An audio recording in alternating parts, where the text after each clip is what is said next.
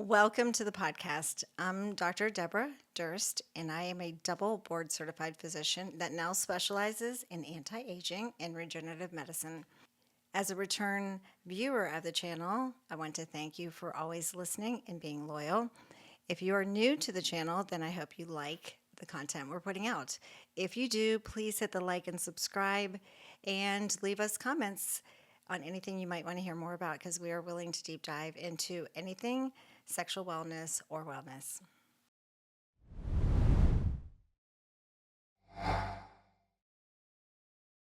So, welcome to the podcast, the RevMD podcast today, and we have a special guest with us, and it is Aaron Grunke from Survivor Fitness Foundation. So, we're so excited to have him. And say a few words and where you're from, like where Survivor Fitness started.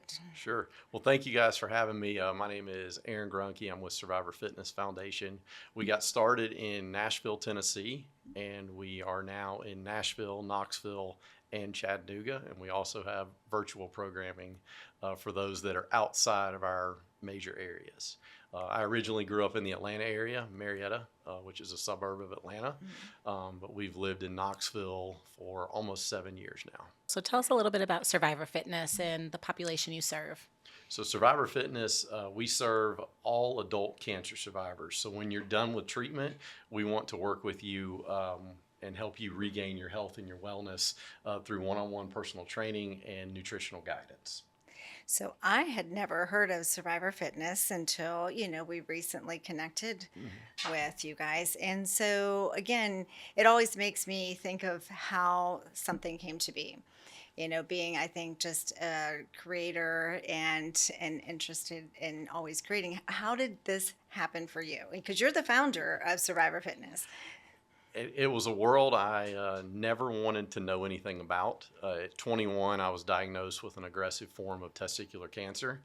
I was a senior in college. I went from being a college kid to a cancer survivor right before my senior year at Auburn University started. I didn't know what I didn't know, of course. As a 21-year-old, you're still very much a kid. Even though you can legally drink and you can vote, you're still a kid. And that's when my journey into the cancer world started. I had multiple rounds of chemotherapy. I ended up having to have 3 surgeries in total.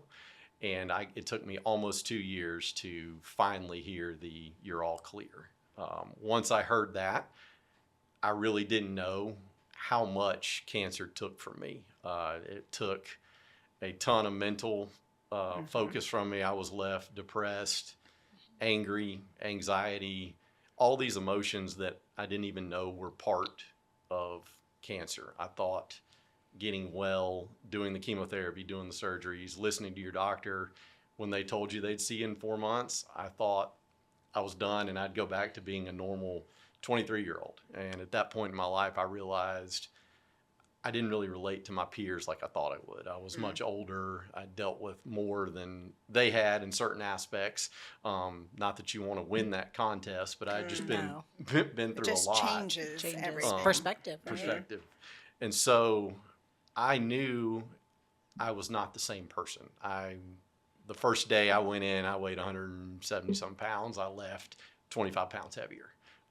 I knew I was weak and tired, couldn't do the things I could do before that I really took for granted. And so I tried to get back in shape on my own. I was one of those, I played sports as a kid. I never really worried about physical fitness. I just did what I wanted. I played, I was active, all that. But when I got done with cancer, that wasn't there anymore. The stamina wasn't there. The fatigue was there. And when you get done with cancer, the way you get rid of fatigue is by working out. But at the same time, you don't have enough energy to get off the couch. So I tried for a few years to get back in shape. But again, I didn't know what I didn't know. I was very naive to how much physically cancer took from me. And so about 3 years later, I finally met with a trainer. And he was super encouraging. I was able to share my story. And we kind of came to the conclusion together of like, why wasn't this part of your checkout process? Why don't they tell you what to do during your cancer treatment? I was treated in the Atlanta area. We never discussed nutrition. We never really discussed working out. I'm very grateful that we focused on keeping me alive. I don't take for granted all that the physicians do when it comes to oncology, infusion, and everything they go through. So there's more and more survivors like me, but there needs to be another chapter.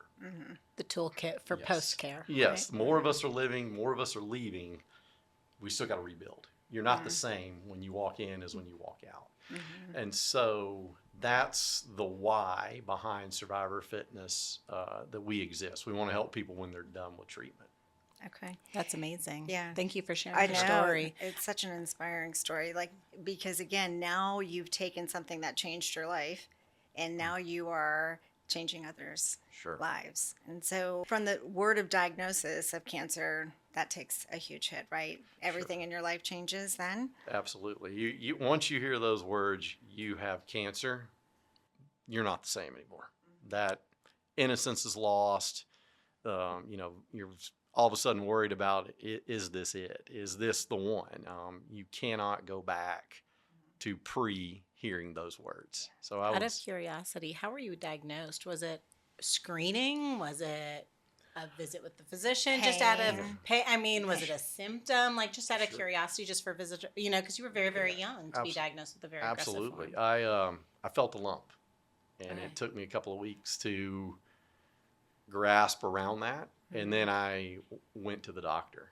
Like I said, you're very much still a kid at 21. I think the last time my files were still at my pediatrician. I was a very healthy kid, did all my physicals, did everything you need to do. But then I went off to college and, wasn't worried about it for a few years. So I started at my pediatrician. That was the days where you had to have a referral to pretty much do anything. Pediatrician referred me to the local hospital. I got the ultrasound. The tech came out. He couldn't tell us anything because that wasn't his area of expertise, but the way he looked at my dad and said, if I were y'all, I would get to a urologist very quickly. We knew, we didn't want to know, but we understood that my dad called his urologist. I got the 8:15 the next morning appointment. They did some blood work. They did another ultrasound on me, sent me home. I came back 3 days later when the tumor markers and everything, blood work came back, and it was very much, there was cancer present, and what are you doing this afternoon? They cleared a spot for me to have the initial surgery. And, when I woke up from surgery, it's cancer, but we think we got it all. We'll do surveillance. And they sent me home. But it was all a whirlwind of Thursday, I went to the doctor for the first time, and Monday I had surgery and I was diagnosed. Yeah, immediately just everything centers Starts happening. around Yes. that diagnosis and treatment and evaluation. And so then you enter the treatment stage. So you have surgery, you're talking about different options for treatment. And at any point during even the early treatment, because I think when you're talking about the long term, plan for patients after, that short term plan too, do they talk to you at all about like how mentally challenging it is or how physically? You had no idea of that until I had no idea. cleared from surgery, Sure. cleared from cancer. All right. I left that day, and in my mind, I had to call a couple of buddies to help me move a few heavy things back to my apartment in Auburn. That was it. It was basically, you can't lift more than 5 or 10 pounds until your stitches heal, and that was the discussion. There was So no discussion on how to keep yourself strong or healthy through the process. not through that. No. And then when you get to the point where they finally say, again, you're cancer free, it's a yay, I can start doing all the things I used to do. And then that's when you realize that's not the case, but no prep or kind of a warning that this would be a big change in how you approach things physically and mentally. The physicians everybody kept leaning on my age. It was, you're young, you'll bounce back, you got your whole life ahead of you. And that was that. Even when we switched over from surveillance to tumor markers were rising, we're going to have to do chemotherapy. It was more of, it's only 3 rounds. This will be quick. 2-3 months, you'll be good. Nothing to the extent of here's proper diet, here's nutrients that are going to be you're going to lose through the chemotherapy. Here's things you're going to need to do after. It was very much, we're going to do this on Monday and that's that. Pre-cancer working out versus post-cancer working out. How different was that? What does that look like? Is it a different type of training process?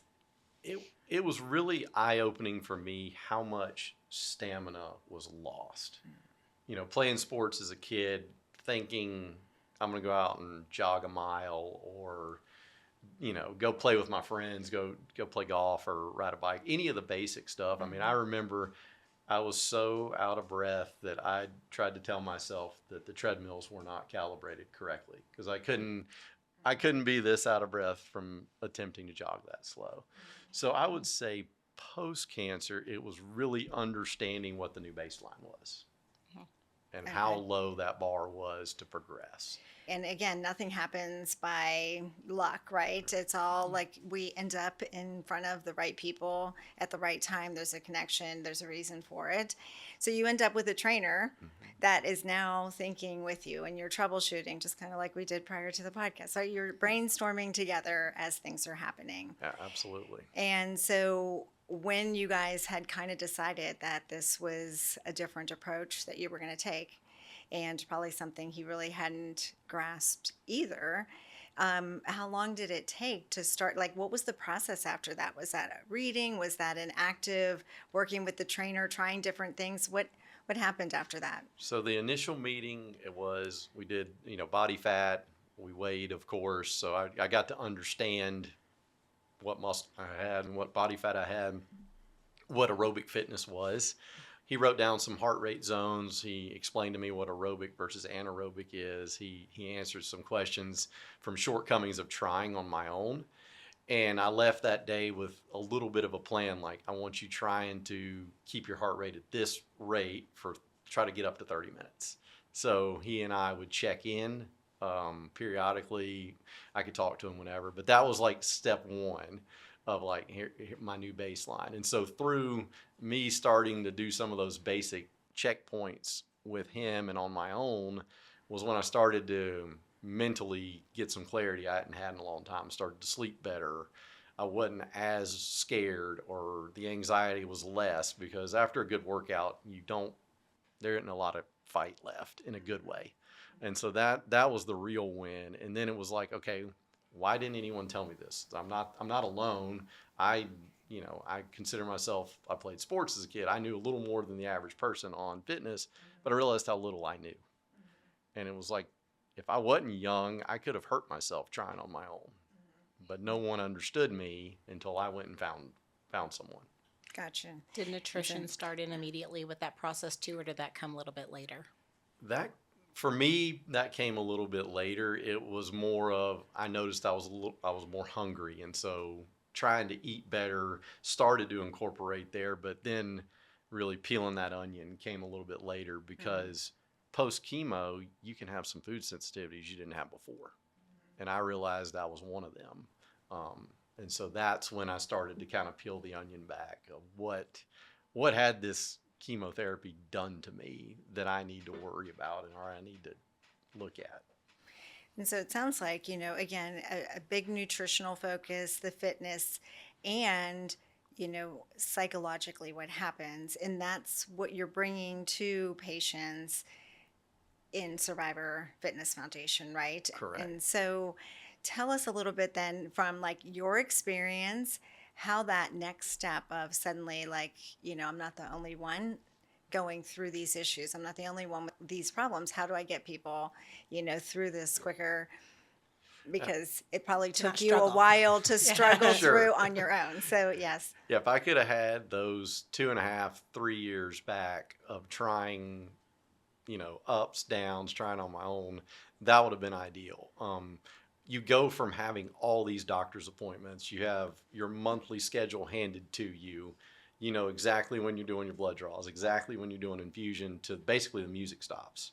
So at that point, this would have been a folder of information I would have grasped on, because with Survivor Fitness, we have the opportunities, we have the experts, but you have to go do the work. And this would have been something that I could have channeled anxiety, depression, we'll call it what it is, anger that I'd been through this. It was not a why me, it was more of a mad that I had to deal with it and now I have to get on with my life.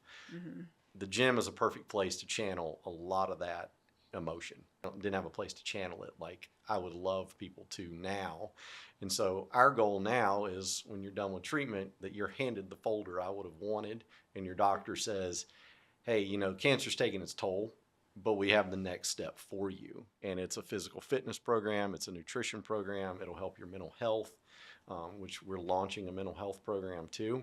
So now we have all of that waiting for you when you get through the hardest part. How do patients find you? How did that happen? Like for the first time with you, where you were taking what you were learning and now distilling it down to, you know, give to others. So in the very beginning, like any small business, it starts on the kitchen table with a legal pad and Back of an envelope. and- I know. napkin. Yeah. and a really bad sketch that turned into a business plan, such as week 1, week 3, week 10. You know, the very basics. Our very first participant was a wife of a coworker of my wife, had agreed to try us out, and the gym where I went to, they agreed to donate their services for the first participant. So we got going your classic startup way of we're pretty much building it as it's leaving the station.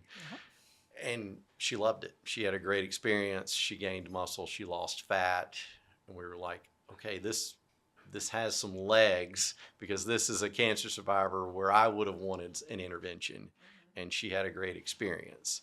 And so once we saw that, we did word of mouth to find a few more. We polished our 12-week training program to get it to 2 times a week for 12 weeks. And then the trainer stepped in and said, you know, we need a third workout on their own so they learn to work out and they have confidence when they're done with us that can become part of their lifestyle. So we went through all that and then launched, you know, officially launched the business, got the website going. So now if someone's looking for us, survivorfitness.org, they apply online, we have intake, we call them, we understand where they're at personally, you know, the mental aspects, the physical aspects, what they've been through, and then we get them started. Do you usually wait until they're done with treatment? Is that the best time to be entering Survivor Fitness? We have plenty of participants that come through on maintenance therapy. We like you to be done with active chemotherapy. And then depending on your cancer, if you have any reconstructive surgery, we don't want to start and stop. We'd rather let you finish that last reconstructive surgery and then come see us. Of course, we'll talk to you during saying, you know, walking, doing those sorts of things will help your stamina, of course, but to get going in the program, we don't want any hard stops. So part of your intake is really, you know, evaluating where that person is that's reaching out and then getting them through things that would interfere with them actually going to the intensive 12-week without interruption. And we know there's always going to be a little interruption. You know, we're thrilled when people have a big vacation planned. Or, Yeah. I'm going to celebrate. Outstanding. Please go do that. Just let your trainer know, you know, hey, I'm going to be gone a week. We have plenty of people that take 12, 14 weeks to finish. Wow. All right. Now, if I read correctly, there's no charge for the program. Is that correct? That is correct. So we are a 501c3 nonprofit. So we raise funds to pay for the participants to go through. We can't let medical bills be the excuse or the reason you can't do it. It's not an excuse, it's very valid. Or a change in employment status due to having to deal with treatment for 6 or 9 months. So we made the decision early on to become a nonprofit so we could help people when they're at their lowest. I could not have afforded my program at 24 if we didn't have a nonprofit part of the program. Well, and so when you're talking nutrition part, and we can get back to that, so you're talking about you have a nutritionist, do you have multiple nutritionists, trainers, gyms? Yeah, Like, how would somebody know if they wanted to partner and to be a part of Survivor Fitness? Absolutely. So we do have multiple gym locations. We have multiple dietitians. The dietitians do their work virtually for the most part. So we can have dietitians, and you know you don't have to come into town if you're an hour and a half away to have your nutritional consult. But we do have registered dietitians. We have multiple gym locations in Nashville, Knoxville, and Chattanooga. And that way, different parts of town, you may drive a long way for treatment, but you don't want to drive as long for working out. So we want to meet you where you're at the best we can. And then we find our gyms and speak, and we vet them, of course. First and foremost, we have to keep you safe. Basically, with the gyms, for instance, or your locations, Knoxville, Chattanooga, and Nashville. Mhm. And if your plan is probably to expand as much as you can, but then you're talking about partnerships with other locations, right? It sounds Correct. like nutrition is virtual, but gyms too. Gyms, we do have a virtual training component, so we have plenty of folks that will call us even outside of Tennessee and do the virtual training, but we'll have trainer, get on Zoom and train them, and we'll send them 3 pieces of equipment to their home. So they can train in the gym or in their garage, in their living room, whatever's most comfortable for them. If they're outside of where we do have physical locations, or if schedules don't permit to drive to a physical location.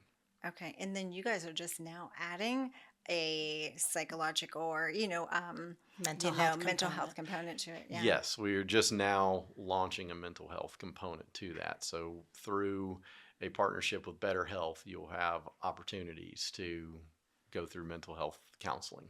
And Better Health, is that an organization that provides, is it a virtual as well? Yes. Okay. And that way we could centralize it and have them do the counseling, but not have to worry about location as well. With the fitness, it's 2 times a week. I love that third idea at home because I think developing those habits along that 12-week period is important.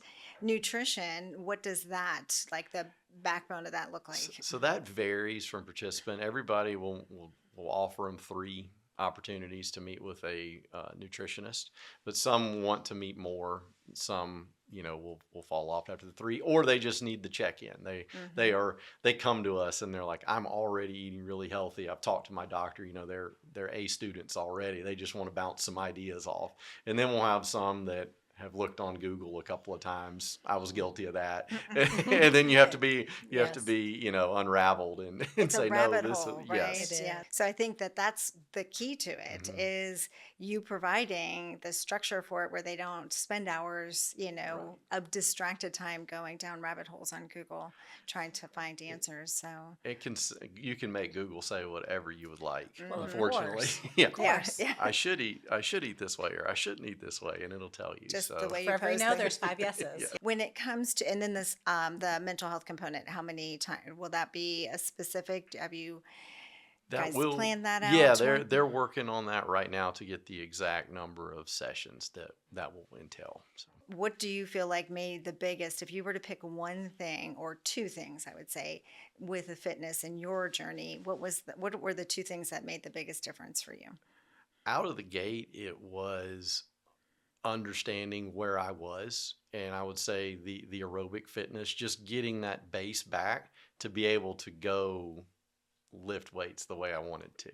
Understanding I'm going to get there, but you got to do this today to get there. So slow steps. Yes, In the positive direction. Correct. Slow, Little realistic, wins. yeah. Little wins were real big for me going, okay, well, I got to 20 minutes today. That's good. So let's stick there this week. And then I started noticing the fatigue was leaving. There was some brain fog leaving. And it was like, I'm starting to feel like my old self. So that was the beginning. And then understanding the power of nutrition, understanding what foods were an issue. So really diving into how to fuel your body, not just eat because you're hungry.